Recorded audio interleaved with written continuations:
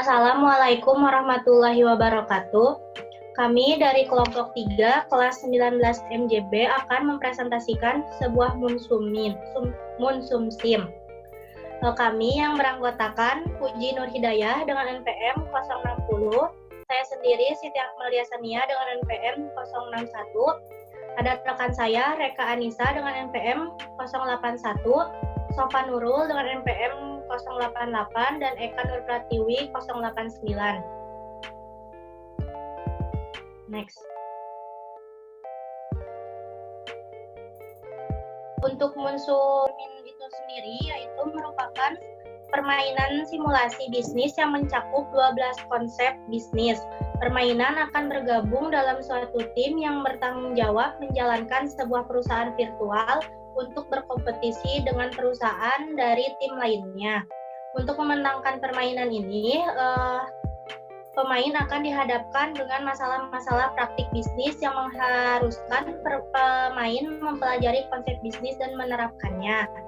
Selain itu, Munsumsim juga menekankan pemahaman tentang konsep Enterprise Resource Planning atau biasa disingkat dengan IRP. Dalam perusahaan, IRP adalah sebuah sistem yang mengintegrasikan seluruh bagian dan fungsi dalam suatu perusahaan yang dapat melayani kebutuhan tertentu dari tiap modul atau bagian departemen.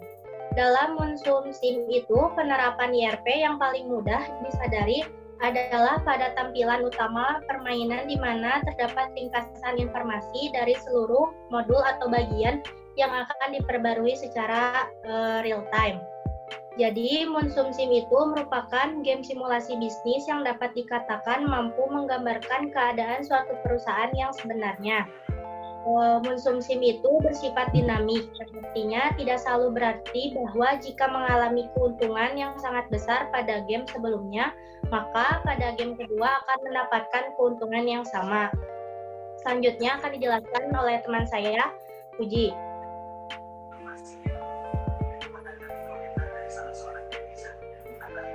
Selanjutnya ada modul atau menu pada Munsumsim. Yang pertama ada modul finance, yaitu berfungsi untuk melihat kondisi keuangan perusahaan. Seperti accounting, yaitu kumpulan akun berbentuk table yang menggambarkan kondisi keuangan perusahaan. Selanjutnya cash, yaitu informasi dalam bentuk grafik tentang cash on hand perusahaan atau uang yang digunakan untuk melakukan transaksi pembelian. Selanjutnya overhead, yaitu informasi dalam bentuk grafik mengenai pengeluaran dana yang digunakan untuk menganalisis biaya. Yang kedua ada modul retail, yaitu fungsinya untuk mengatur tentang penjualan. Ada set price yang digunakan untuk mengatur harga jual produk perusahaan, namun dalam mengatur harga harus berhati-hati, jangan terlalu rendah atau terlalu tinggi, serta harus melihat jumlah average cost-nya. Yang kedua ada manage retail space yang berfungsi untuk mengatur besar kapasitas toko, baik diperbesar atau diperkecil. Yang ketiga ada modul marketing. Modul ini berfungsi untuk melakukan pemasaran. Terdapat beberapa menu dalam modul ini, yaitu set marketing expense, yaitu untuk mengatur pengeluaran promosi produk agar lebih dikenal dan diharapkan dapat meningkatkan penjualan. Invest in, yaitu berguna untuk menu yang digunakan untuk membeli marketing report yang dapat mengetahui detail dari kompetitor. Selanjutnya view marketing report yang digunakan untuk melihat laporan. Pada laporan ini terdapat highlight berwarna kuning yang artinya bagian tersebut lebih unggul dibandingkan dengan perusahaan kompetitor. Yang keempat ada modul forecast, yaitu modul yang menunjukkan prediksi mengenai penjualan yang akan terjadi di masa mendatang. Next. Selanjutnya modul warehouse dan logistik. Modul ini berfungsi untuk mengatur gudang dan peralatan yang di dalamnya terdapat move stock, yaitu pemindahan barang dari satu kota ke kota lainnya. Move list, melihat seluruh pemindahan barang. Schedule auto replenishment, yaitu untuk mengatur pemindahan barang secara otomatis pada setiap stok. Selanjutnya stock remaining warehouse untuk melihat kondisi stok, dan manage retail space yang untuk mengatur besarnya kapasitas gudang, baik penambahan atau pengurangan barang.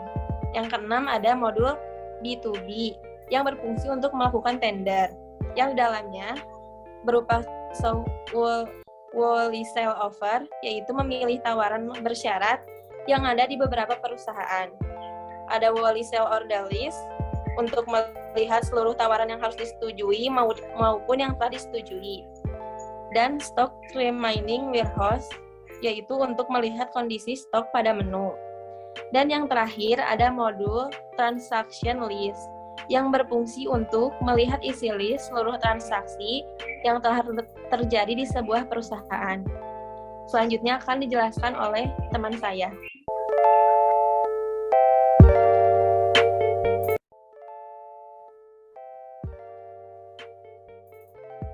Baik, sekarang saya akan menjelaskan bagaimana cara bermain dengan fungsi ini. Bagi teman-teman yang sudah memiliki akun, bisa langsung klik member login.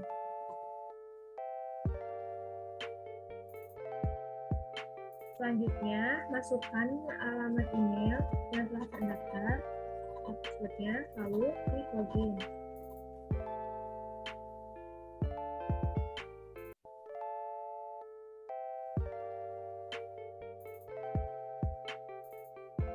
Selanjutnya, join using game code.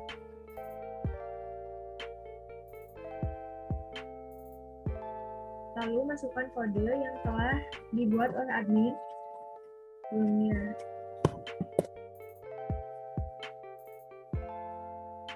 Lalu klik join.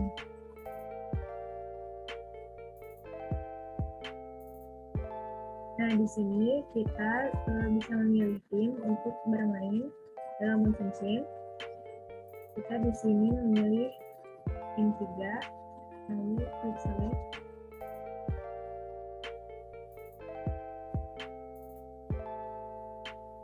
Selanjutnya game.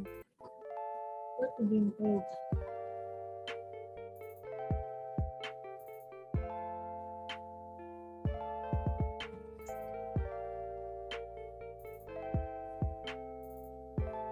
Nah, di sini kita akan mulai bermain game. Di sini terdapat beberapa mode yang telah dijelaskan tadi yang sebelumnya. Kita ke retail, lalu ke location untuk menentukan lokasi di mana kita akan membuka retail. Di sini terdapat beberapa alternatif lokasi seperti Jakarta, Singapura, Bangkok, Kuala Lumpur, dan Manila. Kita akan mencoba memilih salah satunya, yaitu Jakarta. Di sini kita bisa menentukan berapa luas lokasinya. Misalnya kita tentukan 150 meter persegi, lalu kita kontaknya dapat 3 pilihan. Kita pilih tandai kontak untuk 20% diskon.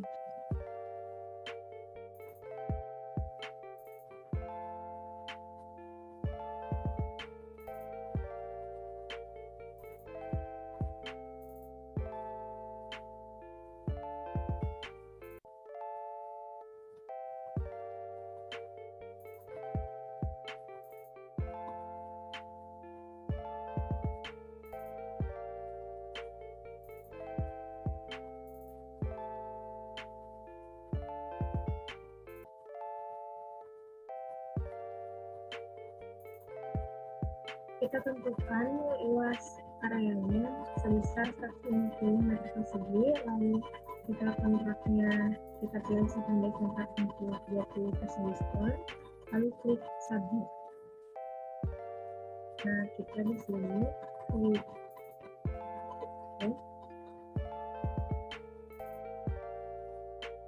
lalu di sini terdapat transaction list. Kita bisa melihat bahwa untuk retail di lokasi Jakarta sedang dijalankan proses. Dan itu kita bisa menambah cabang lokasi, lakukan hal yang sama seperti yang tadi. Hanya kita memilih lokasi di Bandung. Kita tentukan luas areanya sebesar 100 meter persegi. Kita kontraknya sebagai kontrak untuk 20% diskon, lalu submit. Hmm.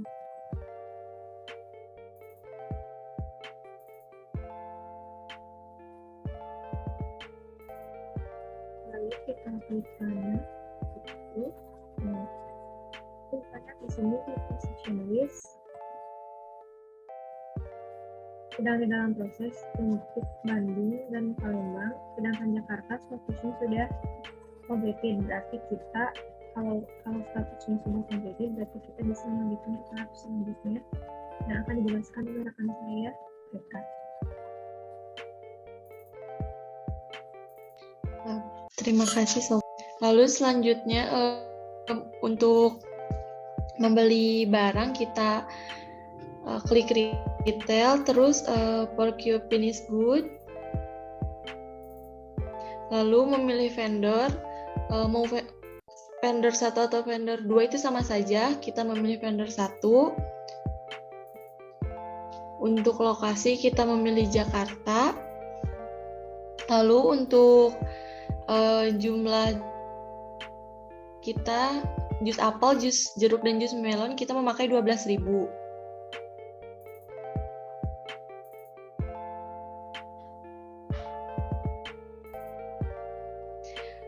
Lalu untuk ini langsung disubmit saja. Setelah itu kita klik inbox, lalu checklist kembali. Setelah itu kita bisa untuk ke retail lagi, lalu ke retail sales and price. Nah, di sini untuk retail sales and price ini tuh untuk mengubah harga. Jika misalnya jika di Jakarta jus apel kurang atau tidak terlalu minat pembeli, bisa dikurangi harganya. Ataupun jika banyak pembeli, bisa dinaikkan harganya. Setelah itu langsung di-submit.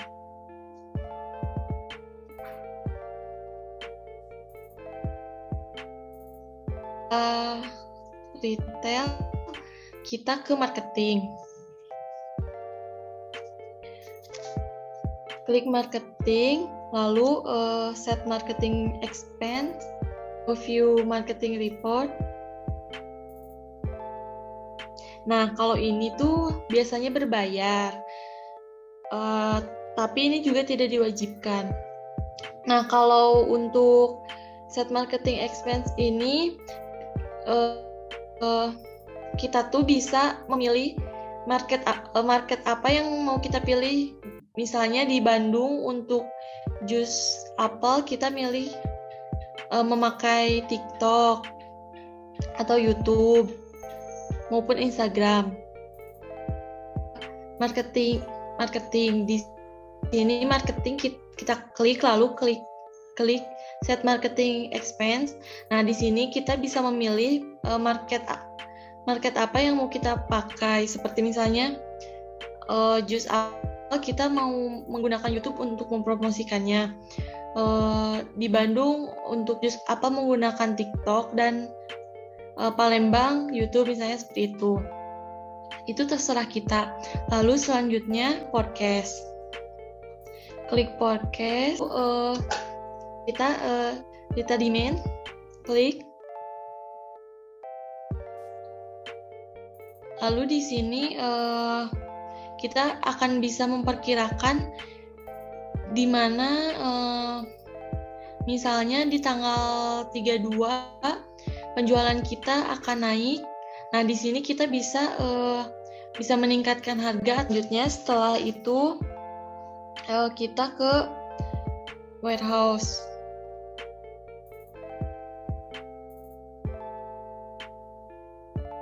Nah, ini sama ya untuk ini sebenarnya dengan retail demand. Lalu selanjutnya kita ke warehouse. Nah, warehouse seperti awalnya kita pilih location atau lokasi yang akan dijadikan warehouse. Misalnya kita pilih Surabaya. klik.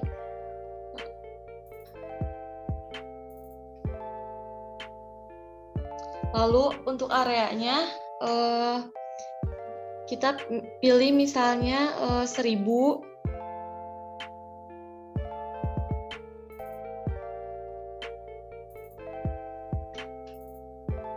Atau 1.200. Lalu untuk rental kontraknya kita pilih 30 hari dengan diskon 60%.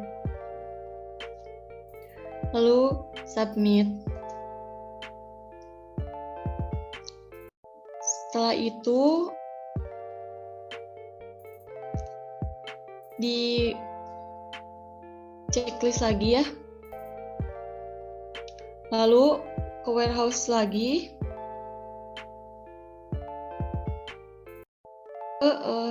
Selanjutnya ke procure finished good. Sama seperti tadi ya, vendornya kita pilih vendor sama.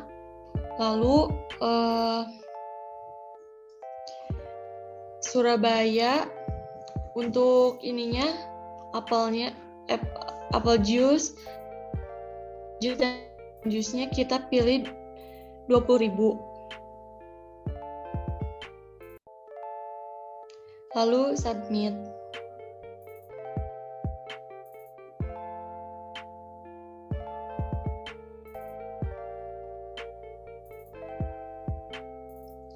Setelah itu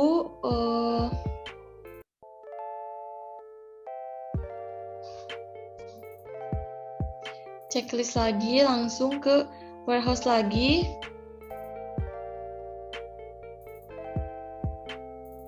Ke move stock. Nah, untuk move stock ini ininya kuantitinya kita bisa pilih berapa saja ya.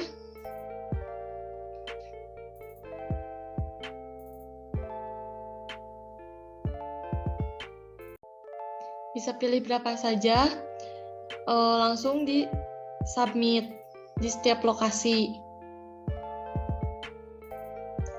Ditambahin aja di sini, klik nah ya, di sini misalnya mau 500 atau 1000, karena kita harus lihat fee-nya di sini, jangan terlalu sedikit atau terlalu banyak. Lalu submit.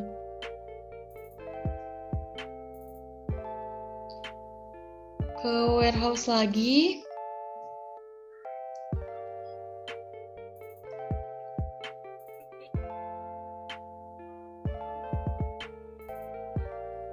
Kalau lalu stock move list. Kalau di sini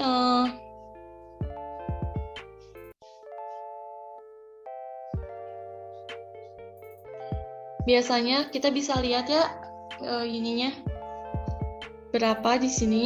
Lalu setelah itu ke schedule auto. Nah, kalau di sini kalau misalnya yang 1000, misalnya kita mau kuantitinya misalnya yang di sini cuma 500 atau 1000, nanti di reply-nya ini di sini tuh bisa otomatis gitu. Misalnya kita 3.000 kayak misalnya orange juice di Jakarta. Jika sudah tersisa 2.000, maka akan otomatis nanti akan terkirim lagi 3.000. Seperti itu. Lalu setelah ini langsung ke B2B.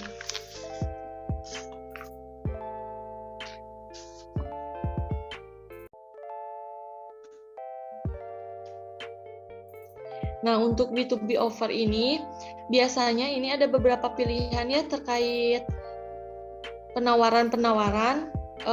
Nanti tuh kita bersaing dengan perusahaan lain. Nah, biasanya kita tuh bisa dengan cara melelang atau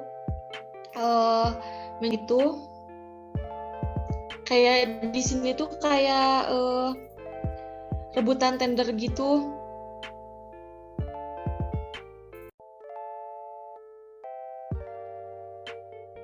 nanti akan ada 2 pilihan gitu, atau saling nego harga, jadi kayak rebutan tender. Lalu selanjutnya ada B2B sales order. Nah, ini bisa dilihat ya.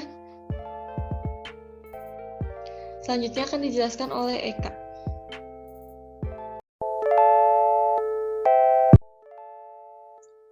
Ya, terima kasih Eka. Saya Eka akan menjelaskan. Jadi di sini kita bisa lihat terdapat ada finance, procurement, warehouse, retail. Nah, di sini saya akan menjelaskan tentang finance terlebih dahulu. Di sini kita bisa melihat pendapatan kita berapa, keuntungan dan kerugian kita berapa. Di sini revenue yang kita dapat yaitu 7.813.000 dan profit yang kita dapat itu 938.673 rupiah.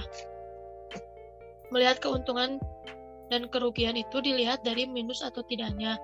Dan di sini kita tidak mendapatkan minus, berarti kita mendapatkan keuntungan.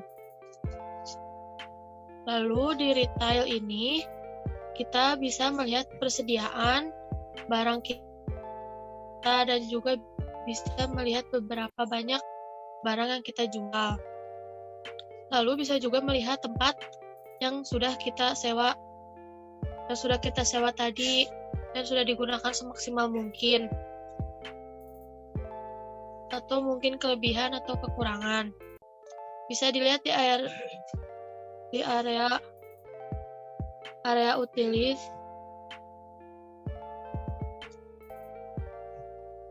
Utilis yang kita sedia yaitu 400 dan di sini terdapat 378. Jika tandanya hijau berarti ini kan tandanya sudah kuning, berarti kita sudah memakainya dan tinggal sedikit lagi. Lanjut ke yang mempengaruhi permainan monsumsim. Jadi, monsumsim itu merupakan game simulasi bisnis yang bisa dikatakan mampu menggambarkan keadaan suatu perusahaan yang sebenarnya. Konsumsi ini bersifat dinamik yang artinya tidak selalu berarti bahwa jika mengalami keuntungan yang sangat besar di permainan sebelumnya, maka pada game kedua teman-teman semua akan mendapatkan keuntungan yang sama. Banyak sekali yang mempengaruhi game ini. Apabila profit kita minus, berarti harus bisa menentukan strategi yang dapat agar profit kita tidak minus. Bisa dilihat dari lokasi retail, membuka cabang di lokasi yang strategis, atau mungkin yang bisa dengan metode menurunkan harga barang dan harga barang jual, tetapi jangan sampai terlalu rendah agar tidak rugi, dan juga melakukan marketing agar meningkatkan penjualan. Lanjut ke tips bermain monsumsi.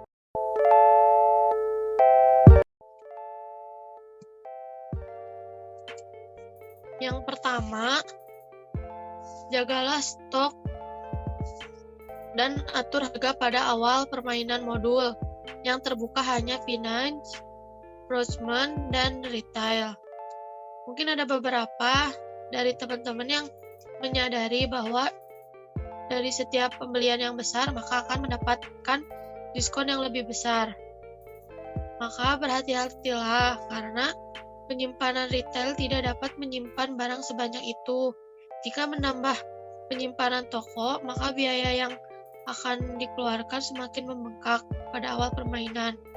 Jika harga lebih murah dari pesaing, maka akan ada kemungkinan bahwa produk akan laris dari pesaing. Tapi pertimbangkan juga average cost per produknya dan biaya overhead lainnya sebelum menetapkan harga produk tersebut. Yang kedua, memanfaatkan space warehouse dan retail sebaik mungkin. Cara bertahap modul lain akan terbuka, lalu warehouse terbuka kalian bisa membeli jumlah yang lebih banyak agar mendapatkan diskon. Dengan mendapatkan diskon maka cost menurun, maka Anda akan mendapatkan profit yang lebih tinggi. Setelah modul B2B terbuka, maka teman-teman disarankan untuk aktif B2B, tapi harus diiringi dengan persediaan yang tidak boleh putus karena penalti B2B itu cenderung sangat besar. Yang ketiga, memproduksi barang sendiri setelah modul lain terbuka seperti production, MRBI. Selanjutnya yang keempat, resiko membeli mesin yang berlebihan. Memproduksi barang sendiri memang sangat menguntungkan. Namun untuk memproduksinya itu membutuhkan mesin dan investasinya sangat besar. Karena mesin itu butuh perawatan, maka modul maintenance itu nyata yang akan teman-teman sadari bahwa fasilitas produksi mesin akan terus menurun secara perlahan. Yang terakhir yaitu resiko menelantarkan HR dan customer service. Menjelang akhir permainan, dua modul terakhir yaitu HR dan CS akan diaktifkan. Hal ini akan berdampak sangat fatal jika kita mengabaikan HR dan CS. Terima kasih. Sekian presentasi yang telah kami sampaikan. Mohon maaf bila banyak kekurangan. Wassalamualaikum warahmatullahi wabarakatuh.